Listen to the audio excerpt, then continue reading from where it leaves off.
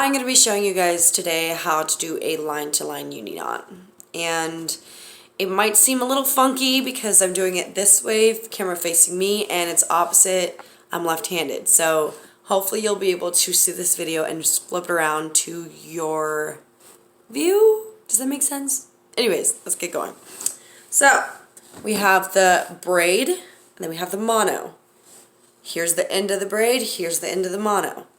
You want to take it, pull them tight like this so it looks like power lines going parallel to one another.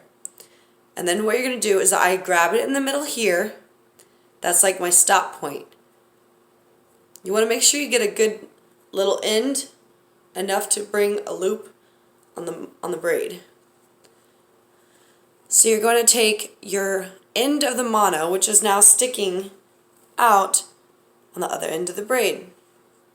And what you're going to do is simply just bring it towards your body, but then back around to the hand holding the braid. Like that, and it should make a loop. You're going to take the braid that is now attached to your rod, obviously, and here's the tag end still. Take it up so it's parallel with the top of the loop. Okay? You'll find me using my teeth quite a lot because I like doing that. So now that the braid is on the top of the loop, you're going to take that mono and you're going to loop it inside towards your body about 5 times. I'm going to do it fast. So 1, 2, 3, 4, 5. See? A lot easier with my mouth. Now you got to tag in. That tag end of the mono is now wrapped around the braid inside the loop, and it should be sticking out the top like this. See it right here? Boop. I use my teeth once again. It's just easier for me, and I'm not sure if that's how everyone does it, but it's just easier. I like to put it in my mouth like this, and while it's in my mouth, hold the braid. Hold.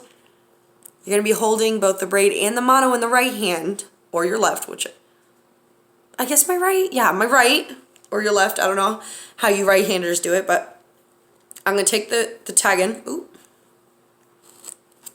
and I'm going to put it in my mouth.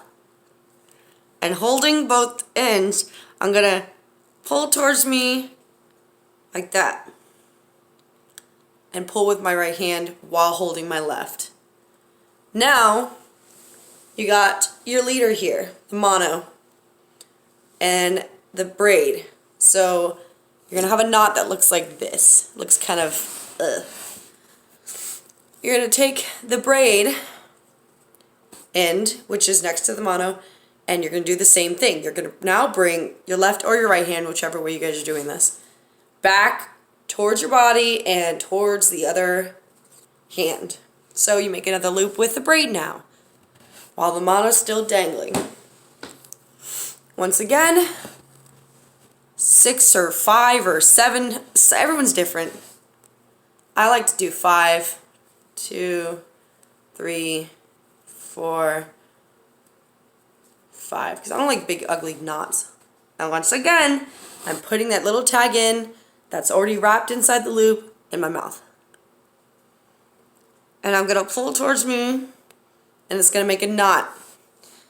So now you have the end that had the mono, and now you have the knot for the braid. And what you're going to do is you're going to grab the braid on one side, and then the mono, and just pull apart. And it's going to cinch that knot down in the middle.